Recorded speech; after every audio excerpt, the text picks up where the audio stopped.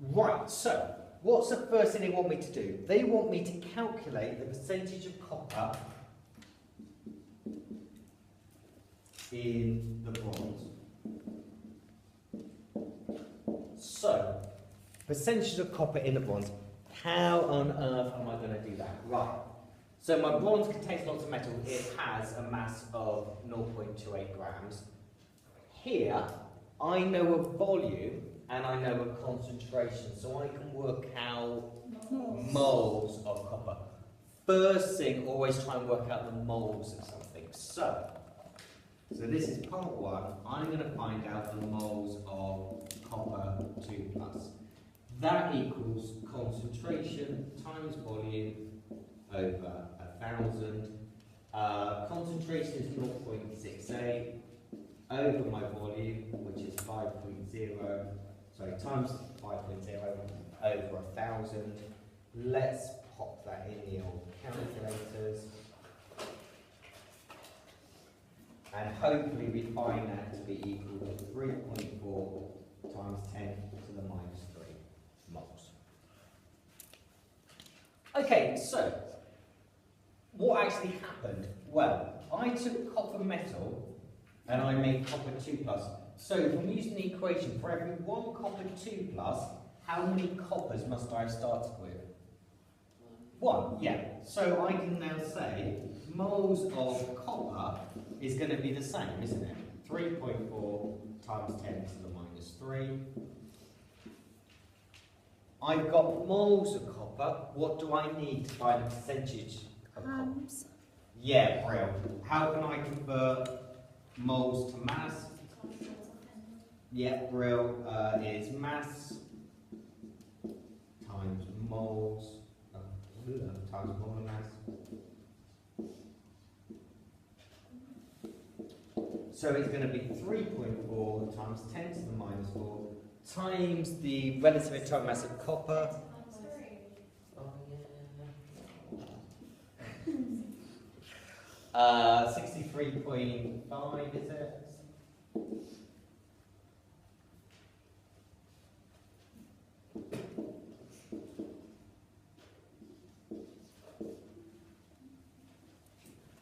Okay, so how do I find my percentage copper now? Percentage copper is going to be, well, how much copper did I actually have?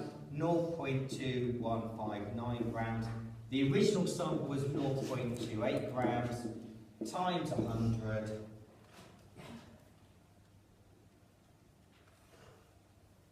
And that gives me 77.1%.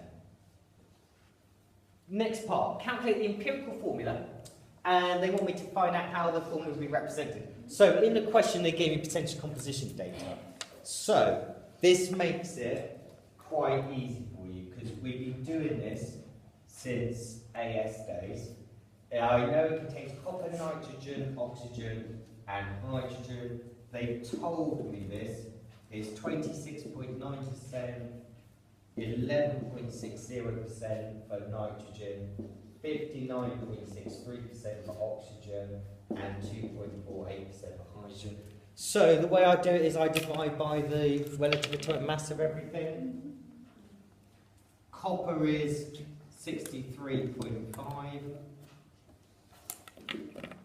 Nitrogen is 14. Oxygen is 16 and hydrogen is 1. So let's do that.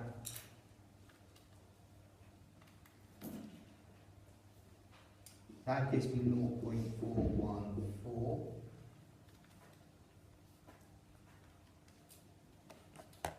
Naught 0.829.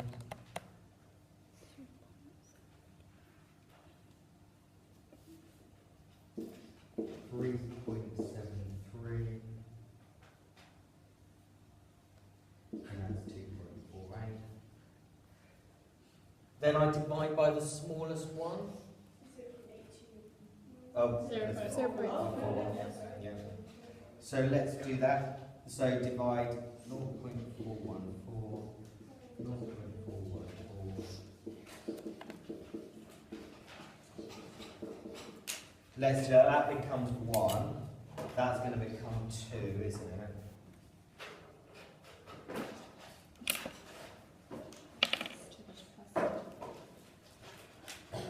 that becomes 9.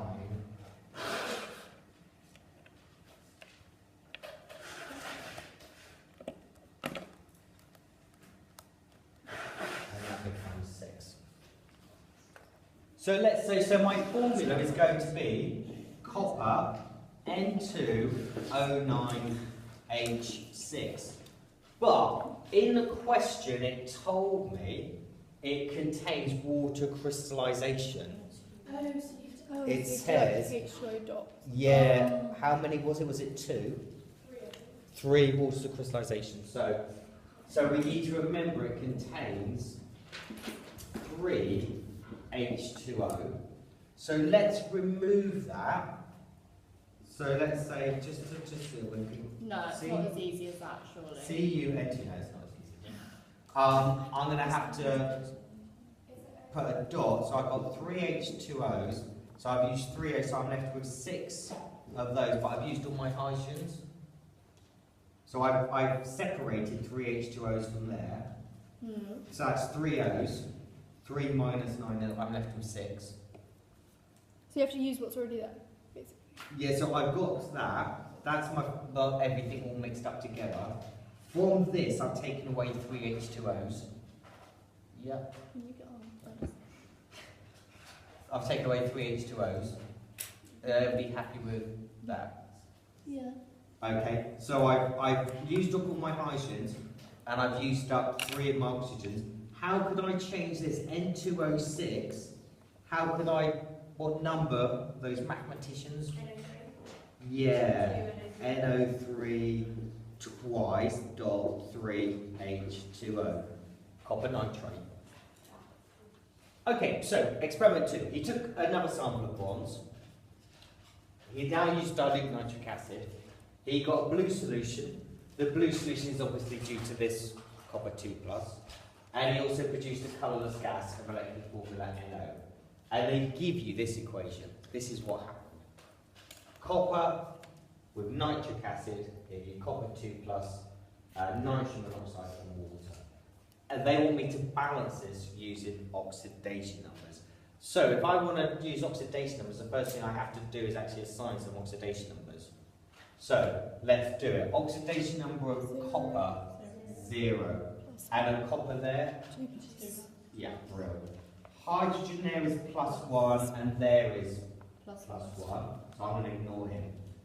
Oxygen there is going to be -2. So what's going to be +5 for nitrogen there, and what's guiding? Like +2. +2, brilliant. So, oxygen doesn't change. So, we're going to try and balance this guy up now. Copper goes up by 2. Oh, I did not leave enough space. Nitrogen, you can write it down here. Nitrogen goes down by 3. They have to be the same. Fabulous, yeah. So this one, up by 2, I'm going to times it by 3. And this one, down by 3, I'm going to times it by 2. So let's do it. So this is going to become 3 coppers there and 3 coppers there. This is going to become 2 there and 2 there. Yeah, everyone happy, chappies? I've now got to think about balancing the other atoms because they've gone a little bit mad. How can I do that? Well, how many oxygens do I have now? I've got, 3 on one side. yeah, And 6 on the other, so 6 there. So if I put a 4 there and an 8 there, it should work out. Just quick. So in experiment 3 now, the student heated a 3rd piece of bronze. Surprised he's got any left.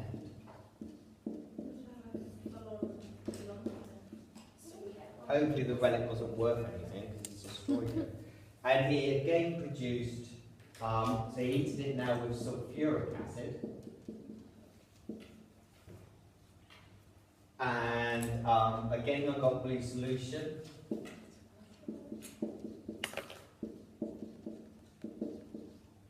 And I also got 90 centimetres cubed of gas B.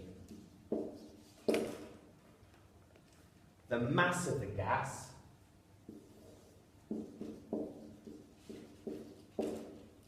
was 0.24 grams. Suggest a possible identity of gas B and then do a balanced equation. So the temptation is to just randomly suggest an identity.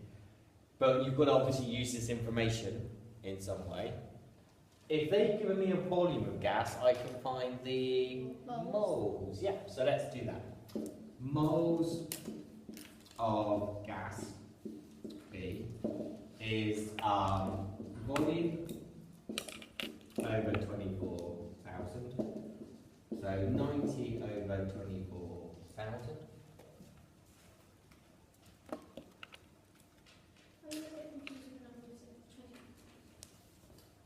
That becomes 3.75 times 10 to the minus 3. Right. Ideally, I'd like the molar mass, wouldn't I? What's molar mass? Molar mass is mass over moles. Can I do that? Yeah. 0.24 divided by 3.75 times 10 to the minus 3. Ooh, that's nice. Gives me 64. So, identity. What do you reckon it's got to? Well, what's it going to contain? What, a gas? Gas? Sulfur? Remember, my copy's already been used up with the blue solution. Sulfur, what other thing could it contain? Oxygen. Can we bring out a formula? Sulfur's 32. Sulfur dioxide. So it looks like it's going to be SO2. Right, so let's try and work out an equation for what happened. What have I got? I've got the copper going on, and I've got sulfuric acid, H2SO4. I know it gives me a blue solution, which is Cu2+. I also know it produces SO2. What have I got on the left-hand side that I don't have on the right-hand side? Ocean.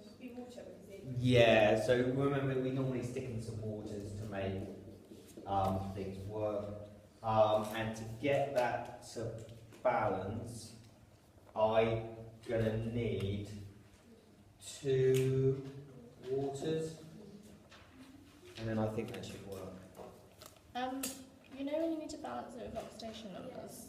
Oh, also, wait a minute. How do you know what you need to do that? You've got 4 meters. Yeah, that won't work, does it? Or can you just add another hydrogen to the lab? No. So, I've got to have a negative ion, haven't I, with that copper. So, I'm going to make copper sulfate, CuSO4, because I've got some sulfate still knocking around.